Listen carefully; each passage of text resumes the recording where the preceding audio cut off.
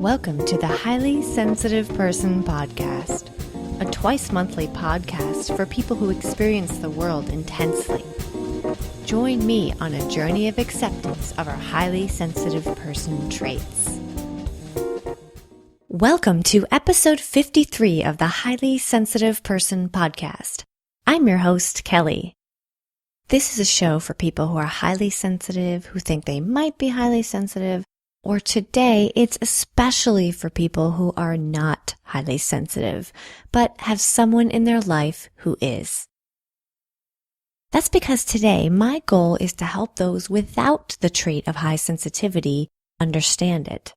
It's for those who have never really heard of HSP before, or who don't really believe it. It is to help them better understand what on earth their spouse or partner or friend or family member is talking about when they tell them, hey, I just discovered this thing called highly sensitive people, and I think I am one. What the heck does it mean to be an HSP?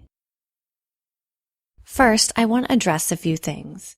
I know last week I said I was going to try to stop using the phrase non-HSP, but I've discovered that this is really difficult because it gets wordy to keep saying those without the trait. So I apologize, but for the sake of my own ease, I'm probably going to keep saying non-HSP.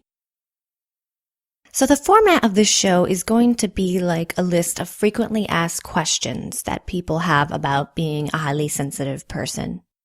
So let's get into this.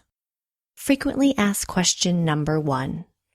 Aren't sensitive people just drama queens and crybabies and annoying people who get easily offended? Answer.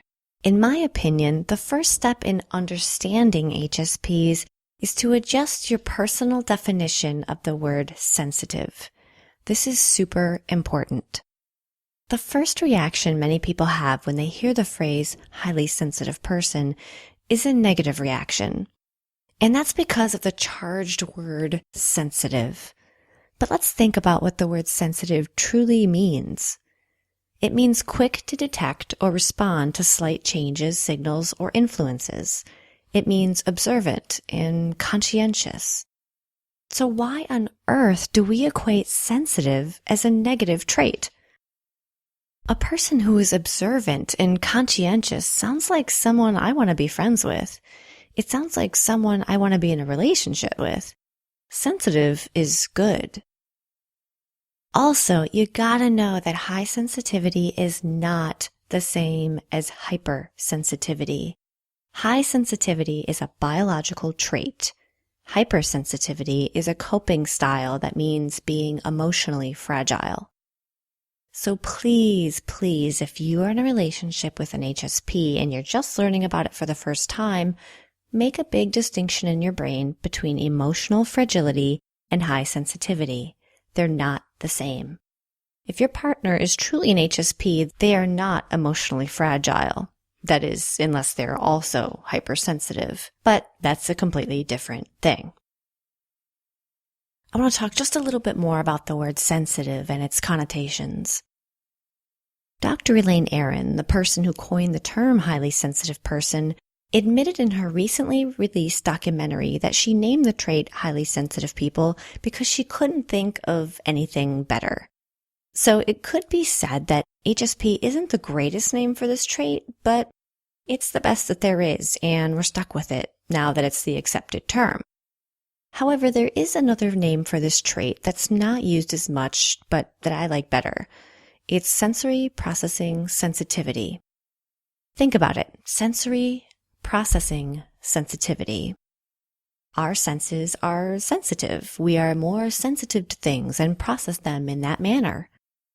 Personally, I prefer to tell people I have sensory processing sensitivity instead of saying I'm a highly sensitive person. But I'm getting off track here. Let's get back to frequently asked question number 2. Is highly sensitive person a made-up thing people use as an excuse to act a certain way? Answer.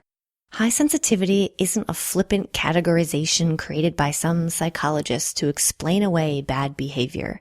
It's a scientifically proven trait that approximately 20% of the population possesses, equally in males and females. Even animals could be highly sensitive. Research of brain scans show that HSPs have different brain characteristics than the rest of the population.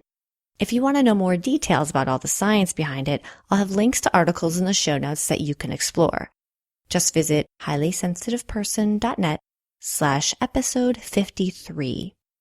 Also, check out podcast episode number 27, which is also about the scientific research. Frequently asked question number 3. Can't you just toughen up? Answer. Being highly sensitive isn't something you decide to do. If you're walking down the street and smell some dog poop, do you decide whether it smells bad? No, it's an instant reaction. It's the same thing. We don't decide how we react to things. It's instant. Being highly sensitive is a personality trait that's just the same and equal to not being highly sensitive. Frequently asked question number 4. My partner was diagnosed as being highly sensitive. How can they make it better? Answer. To diagnose means to identify the nature of a medical condition. But high sensitivity is not a medical condition. To be, quote, diagnosed as an HSP is like saying you're diagnosed as being left-handed or introverted. These are traits and things that are hardwired in our brains, not medical conditions to be diagnosed. If a psychologist or therapist diagnosed you or someone you know as an HSP, I would ask for clarification because it doesn't really sound right to me. It's possible you misunderstood, or maybe they said hypersensitive. I don't know, but I would double check with them on that. Or maybe your therapist or psychologist said that you're a highly sensitive person, but they didn't mean it as an official diagnosis. It might seem like I'm splitting hairs here over the definition of a word diagnosis, but the reason I bring this up is because the word diagnosis implies that it's a problem or that there's something wrong about being highly sensitive when there isn't. Frequently asked question number 5. I feel like I'm walking on eggshells around my highly sensitive partner or friend. They get upset at everything. Okay, that's not a question, but here's my response. Several traits and our diagnoses are often confused and mixed up with each other. High sensitivity, hypersensitivity, introversion, anxiety, shyness, depression, asocial behavior, and more. Not everything can be attributed to being highly sensitive. Having the trait is not an excuse for bad behavior. It's possible someone may think they are simply highly sensitive when they are struggling with other issues. I recommend seeing a therapist or other trained professional for assistance in sorting all of that stuff out. Frequently asked question number 6. How can I better understand and support my highly sensitive partner or friend or family member? That is a great question, I have to say. Okay, so try to understand that highly sensitive people often feel strong empathy for other people and creatures because they are conscientious and aware of others' moods and emotions.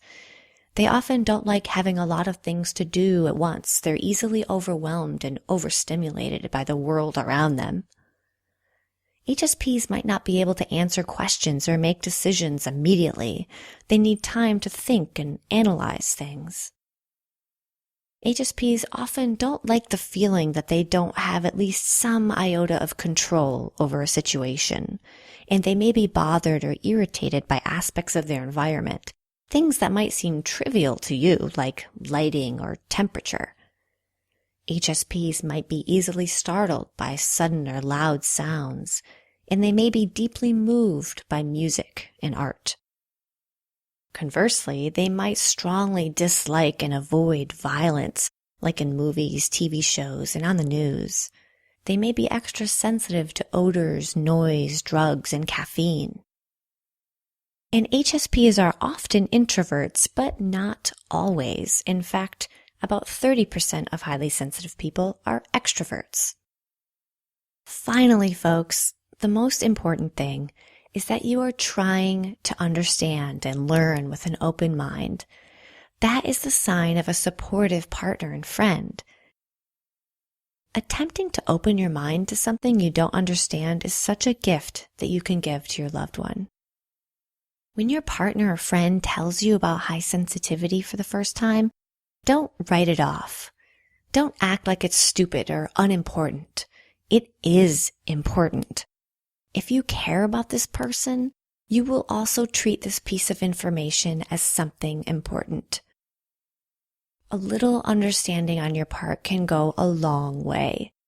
Pay attention to your partner's behavior and you'll start to pick up on their cues and eventually make more sense of their actions and reactions now that you know more about what it means to be a highly sensitive person.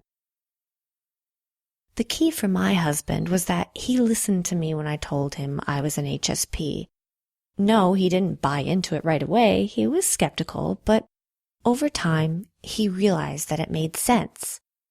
He tells me that he understood that he didn't know everything and that there might be things he doesn't understand in the world, and high sensitivity was one of those things. He says that he saw the benefit to me when I learned about high sensitivity. He said he saw how it made me happier and more at peace with myself. Know that learning about high sensitivity may be a life-changing realization for your loved one. They might be discovering for the first time in their life that they aren't weird, alone, or wrong. They might be accepting themselves for the first time. That's huge. So show them you care by being accepting of their discovery and therefore their life and their happiness and ability to thrive. To see related articles and blog posts on this topic, including ones about the science behind high sensitivity, check out the show notes at highlysensitiveperson.net/episode 53. I also highly recommend checking out the new documentary by Dr. Elaine Aron called Sensitive. It came out in September 2015, last month, and it will be an incredible tool for people who are not highly sensitive to better understand the trait. However, at this time, it is not available for viewing. I know that the makers of the film has said they're working on distribution, so stay tuned. I'm sure at some point you'll be able to see it again, and at that time, it will be a great tool for learning about high sensitivity. Until then, I also recommend checking out my book, which is called A Highly Sensitive Person's Life, Stories and Advice for Those Who Experience the World Intensely. It's a collection of reflections about being highly sensitive. It's down to earth, easy to read, personal, and I've had a lot of people say that it's helped them better understand the HSPs in their life. You can find it at highlysensitiveperson.net/book. If you enjoy this podcast and want to support it financially, then please become a patron. Go to patreon.com/HSP. And I want to thank my newest patron, which is Sean at the No Totally podcast. Thanks so much, Sean. He interviewed me a while back on his show, which is called No Totally, and I really appreciate the support.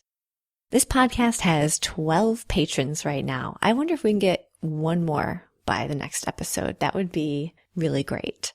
You can support the show by giving a donation in any amount. Even $1 is fantastic. Again, that's patreon.com, patreon/HSP. Thanks so much for listening this week. I hope you found something valuable in this episode, and I'll see you again in 2 weeks.